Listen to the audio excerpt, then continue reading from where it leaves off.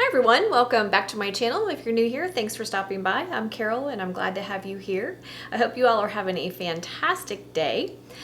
Today's video, we are going to be making something really, what I think is really fun. We're going to be making some hibiscus tea syrup. Now, one of the reasons why I wanted to do this video for you is because I was trying to think of something fun to do for Mother's Day. So I'm going to show you how to turn this delicious hibiscus tea syrup into a delicious, refreshing drink for Mother's Day. It's not only going to be beautiful, but it's going to be really tasty, perfect to celebrate the mothers in your life. The other thing that's nice about this is even though it is a product that needs to be stored in the refrigerator. For those of you who are canners, no, I'm sorry, I do not have canning instructions for it. I got the recipe from the Ball Canning website and there were no canning guidelines included with it. So I'm not gonna say it's not safe for canning because it's really pretty much a simple syrup, but it hasn't been tested. So use your own discretion on that. Please don't send me a message and ask me if it's safe for canning. The truth is I don't know. And Ball didn't give instructions for canning, so I'm assuming that there aren't tested guidelines to can it up. So you use your own discretion on that. I'm going to store it in the fridge just like is described in the recipe from the Ball Canning website. So you're only going to need just a few ingredients. You're going to need some water. I use filtered water. You're going to need some sugar, of course, because we're making a syrup, right? And then you're going to need some hibiscus loose dried flowers.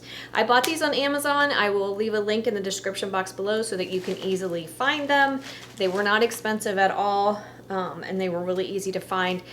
And there's lots of delicious ways to use this. Obviously, you can make regular tea with it. You can serve it hot. You can have it iced however you want to make it, as far as you just want to make it into a tea. It's just a nice loose leaf tea to have in your arsenal if you're a tea drinker. But we're going to turn it into a syrup today. Just a little bit about the hibiscus flower. It is rich in antioxidants, which is another reason that it's great to have and to drink as a tea. It has a tart cranberry-like flavor to it. It's got this beautiful, dark, rich red cranberry color to it. So it's perfect for making mocktails or cocktails. The syrup would be fantastic to drizzle over fruit, yogurt, ice cream, stir in your oatmeal, drizzle over a cake, pancakes, waffles, anything like that. But I'm going to be using it mostly for cocktails and mocktails. And stay tuned because I'm going to be doing some shorts with this.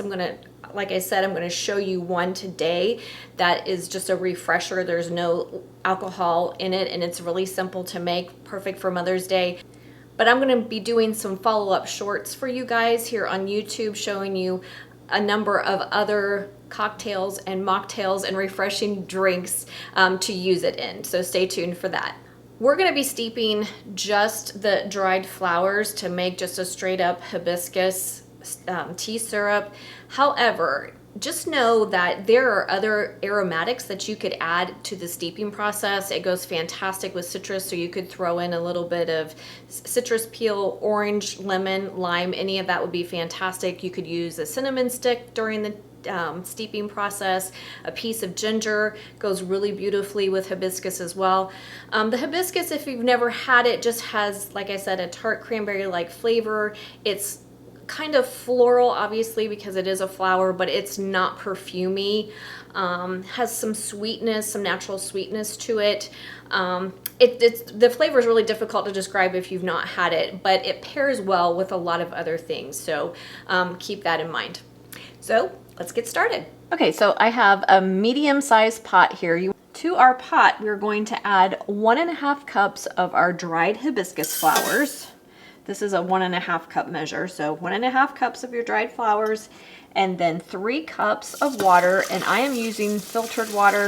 Obviously you don't have to, but that's my preference. I'm just gonna give it a little bit of a stir.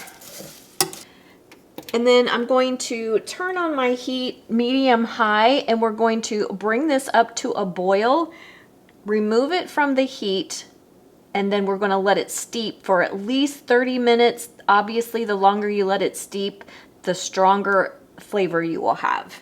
Okay, so I let my hibiscus dried hibiscus flowers steep for about 45 minutes. So now we're ready to strain it. I'm just using a large glass measuring cup with a strainer over top of it. And we're just gonna go ahead and pour it into the strainer.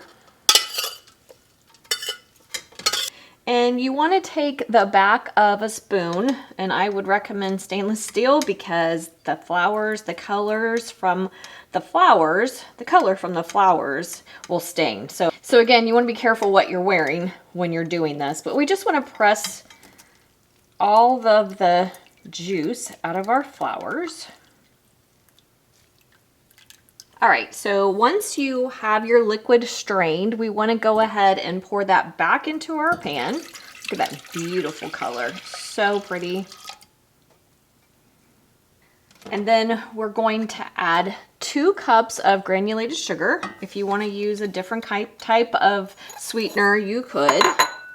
We're going to give this a stir, and we're going to bring it back up to a boil, and I'm going to let it boil for, I don't know, 5 or 10 minutes or so, just until all the sugar dissolves and it starts to thicken just slightly. So 5 minutes is plenty. If you want a little bit thicker syrup, you could go 10. I'm going to get that going, and I will bring you back. Okay guys, I've brought my syrup up to a boil. I'm going to reduce the heat, and I'm going to let it simmer gently for just about 5 minutes. We just want to make sure that the sugar is completely dissolved and it starts to thicken slightly. We're not trying to make a thick syrup here. You could allow it to cook more. It's just going to become stronger and stronger and more concentrated, but really 5 minutes at a nice low simmer is really perfect. And then I'm going to remove it from the heat and let it cool, and then we're going to pour it in our bottle, and I'm going to show you how to make a delicious refresher perfect for Mother's Day. Okay guys, I did allow my syrup to cool completely. It does take a while for it to cool fully. I did pour it into this mason jar instead of leaving it in my pan so that it would cool more quickly. But I want to transfer it to this swing top bottle, and I will leave a link, like I said, in the description box below, so you can easily find these on Amazon.